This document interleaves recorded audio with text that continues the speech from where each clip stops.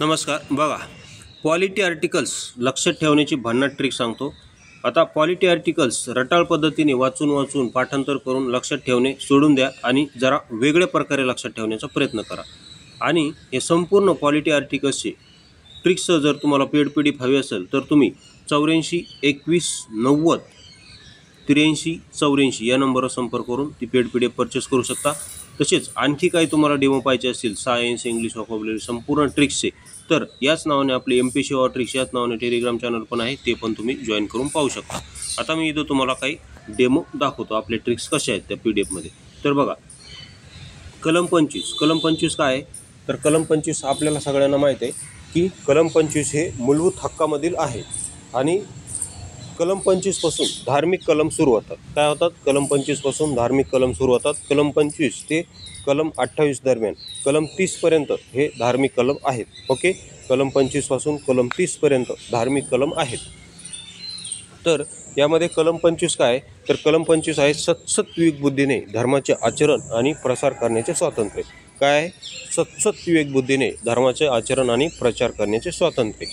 तर आता याला रटाळ पद्धतीने कलम 25 आहे का, कलम 26 आहे का, कलम 27 आहे का, असं लक्षात नाही ठेवायचं. तर काय म्हणायचं, सतसत विवेक बुद्धीने धर्माचे आचरण आणि प्रचार करण्याचे स्वातंत्र्य आहे ना, तर कुठलाही एक धर्म घ्यायचा आणि ते धर्म, कारण बघा धर्म हा युनिक असतो. जसं की हिंदू धर्म आहे, बौद्ध धर्म आहे, हे कसं युनिक धर्म आहे. हे नाव कसं असतं, हे नाव आहे, तर हे नाव हे युनिक असतं. म्हणून आपण इथं काय पकडायचा, यहुदी धर्म पकडायचा. काय पकडायचा? यहुदी धर्माचा प्रचार करणे असं आपण म्हणायचं. मग तुम्ही म्हणाल यहुदीच का घेतला? मग त्याचं कारण असं आहे की यहुदीचा जो वाय आहे, हा बघा यहुदीचा जो वाय आहे तो ABCDनुसार किती नंबरला येतो, तर 25 नंबरला येतो. यहुदीचा वाय आहे तो ABCDनुसार किती नंबरला येतो, तर 25 नंबरला येतो. त्यामुळे आपण काय म्हणायचं, यहुदी धर्माचं आचरण सतसत विवेक बुद्धीने यहुदी धर्माचं आचरण आणि प्रचार करण्याचे स्वातंत्र्य आहे. आपल्याला तो धर्म स्वीकारायचा नाही, आपल्याला बाकी त्या काही करायचं नाही.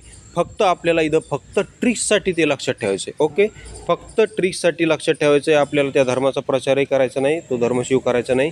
फक्त आपल्याला ट्रिक्ससाठी त्याला लक्षात ठेवायचं आहे, एवढं लक्षात घ्या. ओके, यहुदी धर्म, कारण हा यहुदी धर्म काय भारतीय नाही, यहुदी धर्म हा इस्रायलचा आहे.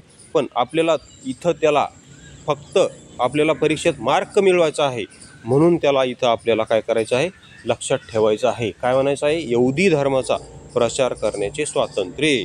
ओके, कारण यहुदीचा वाय ABCDनुसार किती नंबरला येतो, 25 नंबरला येतो. ओके, त्यानंतर कलम 26 बघा, कलम 26 आहे धार्मिक व्यवस्थापन स्वातंत्र्य.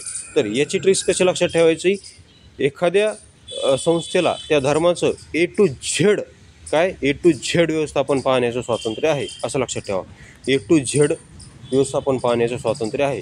मग A to Z असं का म्हटलं, त्याचं कारण असं आहे की Z हा ABCDनुसार 26 नंबरला येतो. किती नंबरला येतो, 26 नंबरला येतो. ओके, त्यानंतर कलम 27 बघा, कलम 27 काय, तर कलम 27 आहे धर्मासाठी कर न देण्याचे स्वातंत्र्य.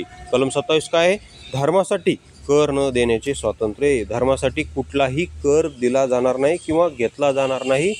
राज्य सरकार कुठल्याही धर्माकडून कर घेणार नाही.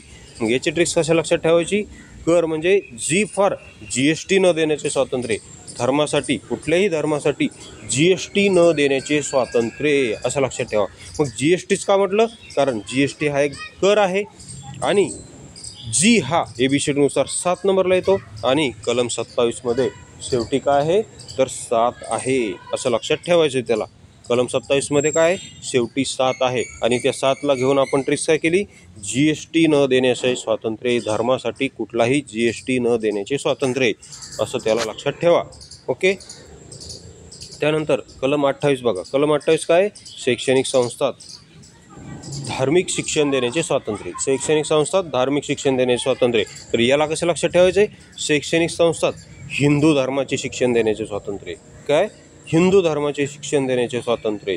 काय हिंदूच का म्हटलं, मग कारण हिंदूचा H हा ABCDनुसार 8 नंबरला येतो आणि 28 मध्ये काय आहे, तर शेवटी 8 आहे.